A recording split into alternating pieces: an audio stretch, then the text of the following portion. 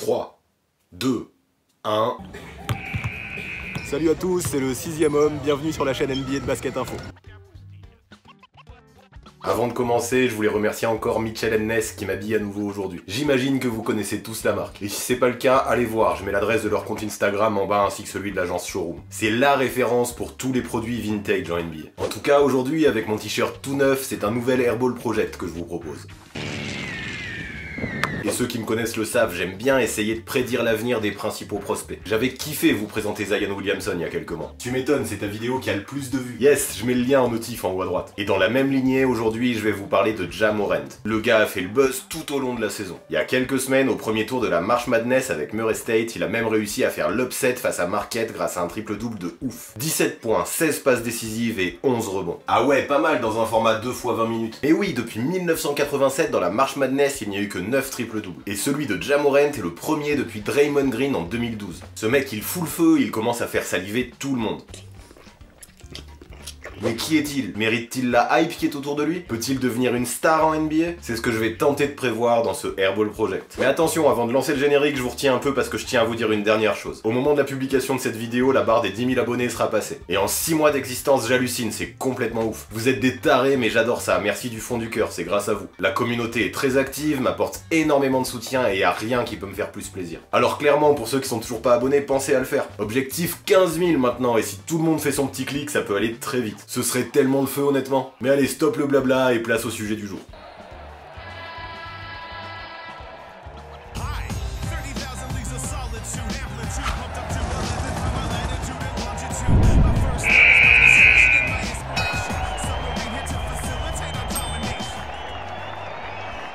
Demetrius Jamal Morant, qu'on appelle plus communément Ja Morant, est né en Caroline du Sud en 1999. Toute sa jeunesse, il s'est entraîné au basket avec sa petite sœur dans le jardin de ses parents. Et la gamine joue actuellement à un très haut niveau en high school. Ah, rien de tel que les practices familiaux. Et ouais, surtout qu'il n'y a pas que la frangine. Son père en high school, lui, c'était un coéquipier de Ray Allen. En tout cas, dès ses 10 ans, Ja Morant prend Russell Westbrook comme modèle dans le jeu, mais aussi dans la personnalité. Et ça marche, parce qu'au lycée, il brille. Il obtient tout un paquet de distinctions individuelles. En même temps, faut dire que sur ses 2 dernières saisons en high school, le gars tourne à 27 points, 8 rebonds et 8 passes de moyenne. À la manière d'un Westbrook, c'est juste hyper complet. Ah mais ouais, les grosses facs ont dû se jeter sur lui. Et non, car malgré tout ça, il n'apparaissait absolument pas dans les principaux classements des lycéens du pays.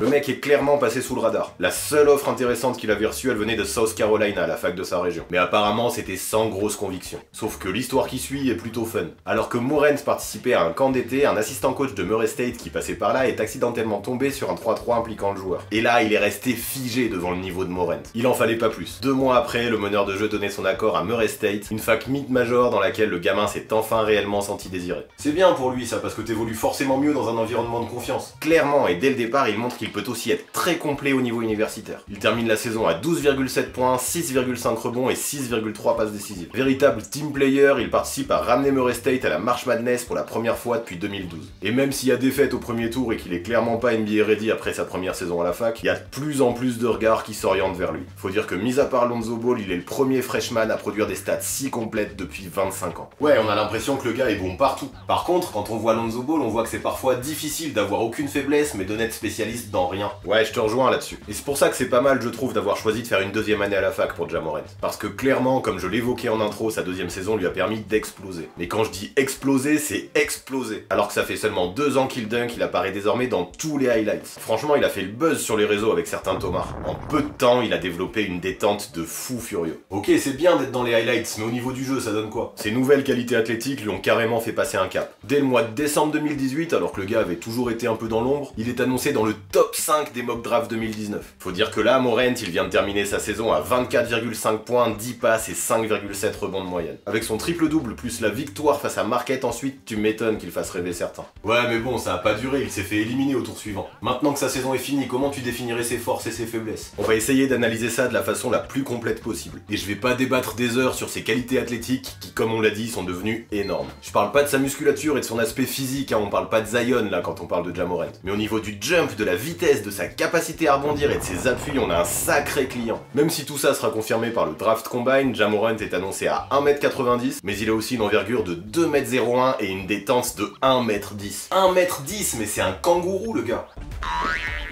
c'est clair. Surtout qu'à la manière du marsupial, il a une capacité à décoller très vite pour exploser au cercle. Il n'a peur de rien et peut poser des posters vraiment ouf. Là-dessus, même si c'est en mode un peu moins sauvage, on retrouve encore Westbrook. Ouais, et puis tu disais que comme lui, il était archi complet. Et ouais, c'est vrai qu'il y a plusieurs points communs entre Morant et son idole. Et pour juger de sa polyvalence, il suffit de regarder ses stats. Rien de plus à dire là-dessus, c'est un vrai all-around player. Mais bon, j'ajouterai un petit bémol qui peut faire penser encore une fois au marsupilami. Morant prend du rebond pour un meneur de jeu, c'est sûr. Sauf qu'à la manière d'un Westbrook, des fois, il préfère se placer près du cercle pour choper le rebond plutôt que de défendre. Alors après, c'est sûr, c'est pas donné à tout le monde d'aller choper ses ballons si haut comme Morant le fait. Je veux pas lui enlever ça. Mais certains diront, moi le premier, que ça peut un peu fausser les stats par rapport à des gars qui défendent vraiment. Ouais, de toute façon, au vu de ses qualités athlétiques que tu décris, je pense pas que ce soit son principal problème, la défense. Parle pas trop vite parce que pour moi, ça reste quand même un vrai point à travailler. En fait, on peut pas lui reprocher sa volonté, mais il est sacrément naïf. Du fait de ses qualités athlétiques, t'as l'impression qu'il se croit capable d'intercepter tous les ballons, de contrer tous les shoots. Et parfois, je dois dire qu'il se fait sacrément enrhumer sur les feintes. Je sais pas vraiment si le gars manque de QI défensif ou s'il est juste pas concentré. Ah ouais, c'est quand même embêtant ça, mais c'est rédhibitoire, tu penses? Non, je crois pas. Comme je le disais, ses qualités athlétiques sont toutes nouvelles et il commence juste à s'y habituer. Pas facile de se familiariser directement avec un nouveau corps. Alors je me dis qu'avec de la maturité et de l'expérience, il apprendra vite à faire au moins le minimum en défense. On lui demande pas plus. Ok, je vois, il y a du boulot quand même. Mais en quoi il est si polyvalent? Parce que pour l'instant, t'as surtout parlé de ses qualités athlétiques. Il y a trop de choses et j'ai du mal à savoir par quoi commencer. Alors on va commencer par son handle, il est d'un niveau élite. Même s'il a pas la rapidité d'un De'Aaron Fox à mon avis, il a une qualité de dribble supérieure je pense. Et tout ça, c'est surtout grâce à d'excellents appuis. D'abord, il a un énorme premier pas et ça aide beaucoup pour passer le premier rideau. Mais quand l'aide monte sur lui, le gars est capable de slalomer parmi les défenses. Il change de tempo, il change de direction et il a surtout une excellente réactivité pour s'adapter à la posture de son vis-à-vis. Surtout qu'avec ses grandes mains, il a un très bon contrôle du ballon. Franchement, il n'y a pas besoin d'être le plus rapide quand tu sais gérer tes accélérations. Regarde James Harden. Et en regroupant toutes ses qualités, il est pour moi l'un des meilleurs ball handlers, si ce n'est le meilleur ball handler de la prochaine classe de draft. Et généralement, en plus, quand tu dribbles bien, ça te permet de créer pour toi, mais aussi pour les autres, non? Exactement, il y a qu'à voir James Harden encore une fois. C'est pour ça que j'enchaîne maintenant sur son playmaking. Le gars a tourné à 10 passes décisives par match sur sa saison sophomore. En NCAA, c'est énorme. En fait, pour moi, la création pour les autres, c'est sa principale qualité. Il fait partie de ces joueurs qu'on appelle les pass first players. On voit que Ja Morant prend un énorme plaisir à faire briller ses coéquipiers. Ah, c'est important ça, parce qu'avec un handle comme ça, il doit beaucoup fixer les défenses. C'est ça, il a un éventail de passes ultra complet. Dans sa panoplie, ce que j'adore, c'est sa passe laser main gauche. Et ça lui permet régulièrement de trouver le mec qui coupe pile dans le bon timing.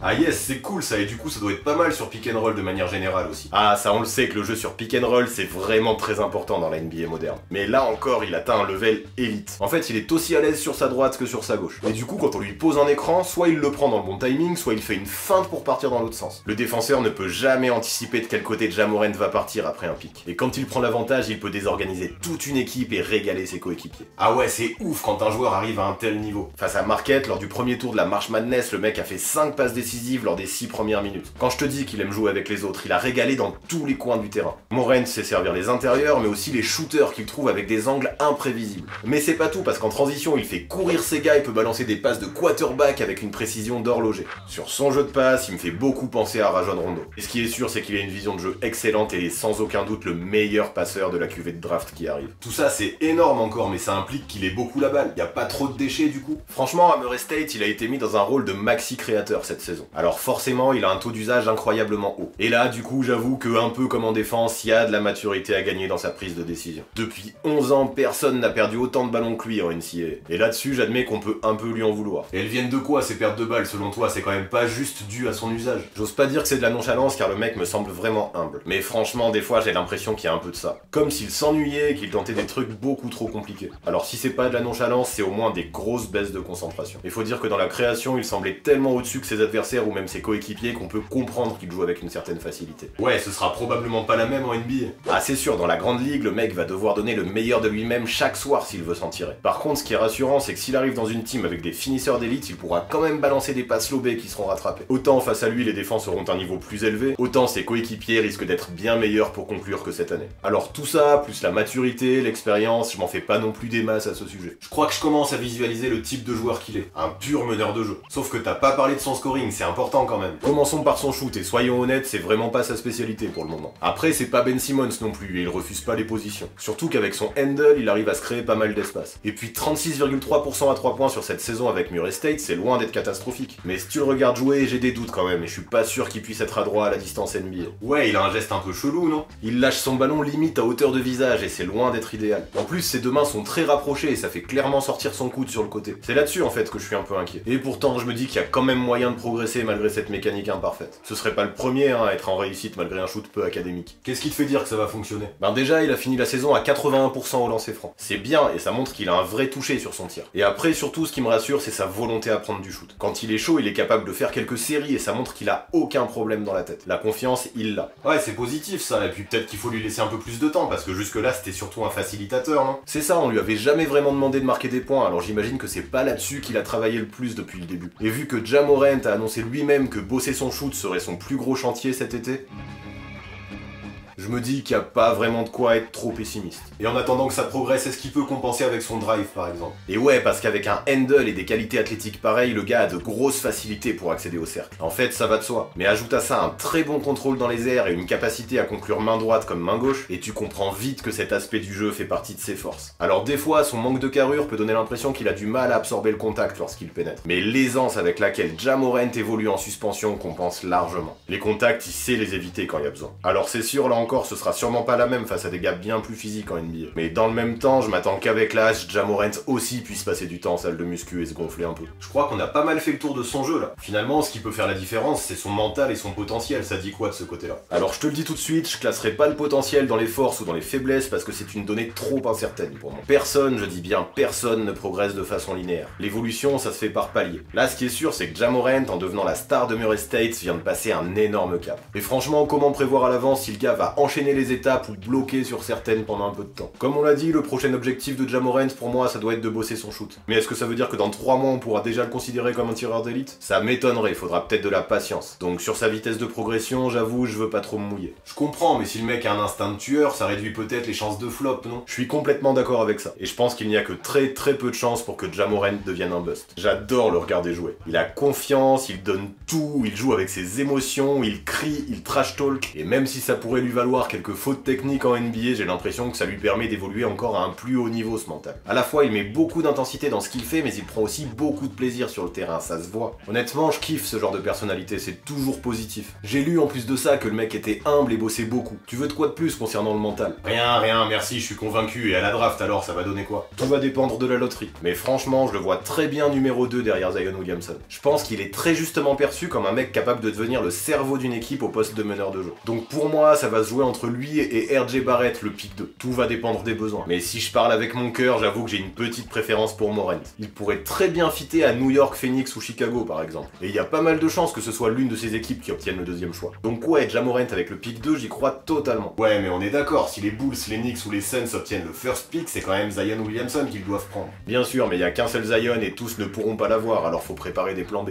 En fait, pour moi, l'idéal pour Morant, ce serait Phoenix ou Chicago. À New York, on sait pas vraiment ce qui va se passer cet été. Et si tu le mets dans une équipe qui a de grosses attentes pour tout de suite, ça peut être embêtant. Faut lui laisser un peu de temps encore pour mûrir et pour se développer. Ce sera pas une star tout de suite non plus. Du coup, par rapport à ça, comme pour tous les joueurs, le contexte va être hyper important. Pour moi, du coup, il lui faudrait une équipe à la Murray State. Une franchise patiente et prometteuse qui lui autoriserait de faire des erreurs, mais aussi qui lui permettrait d'avoir tout de suite de belles responsabilités. Une franchise qui lui permettra de développer son shoot en toute sérénité, par exemple. Pour moi, ce seraient les conditions parfaites pour qu'il se développe au mieux, au plus vite. C'est sûr, tout se passe toujours mieux quand on est dans un cocon. Mais donc, pour répondre à ta question, t'en penses quoi? C'est une future star en NBA ou non? J'y viens.